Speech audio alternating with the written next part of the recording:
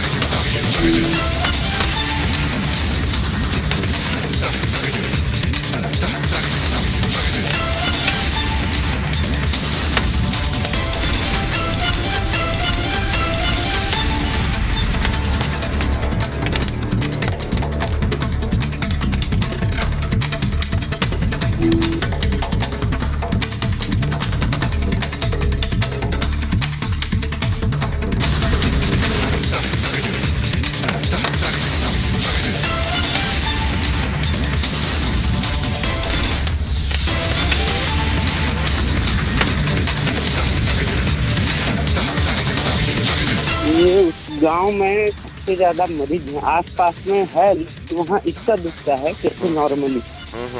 और उस गांव में होता क्या है, जो भी मरता है उसका जैसे किडनी से ही पीड़ित डायलिसिस वगैरह कराने के बावजूद भी ये लोग ठीक नहीं हो पाते और खत्म हो जाते हैं। तो जो भी पेशेंट मरता है वहाँ उनका मतलब किडनी का ही प्रॉब्लम रहता है। तो ये समस्या कब से है ये विगत 2013-14 से है। अच्छा, तो 2013-14 से अब तक तो 70 लोग मरे हैं, ऐसा है? जी। सरकारी आंकड़ा 77 कहती है, लेकिन अपन जैसे पंचायती आंकड़ा देखें तो 100 पार हो चुका है। और इसमें एक्चुअली होता क्या है सर, उसमें एक दिल्ली से एक टीम आई थी रिसर्च के लिए। तो वहाँ वो लोग वहाँ का पानी में फ्लोराइड और यूरेनियम का मात्रा ज्यादा होने के वजह से ये सब हो रहा है बोल के उनका रिपोर्ट आया। अच्छा। तो उस रिपोर्ट में के बाद पूरा वहाँ गांव वाले के लोगों को इलाज के लिए सभी का ट्रीटमेंट कराएंगे बोल के उन लोग, वो दिल्ली का जो एक डेलीगेट टीम आई थी वो लोग सभी को बुला के आप लोग का टेस्ट लेते पहले। गांव वालों को ये एग्री नहीं हुए टेस्ट लेने के लिए। तो टेस्ट नहीं हुआ फिर, और कोई मतलब औपचारिक उपाय पानी वगैरह के लिए नहीं किए?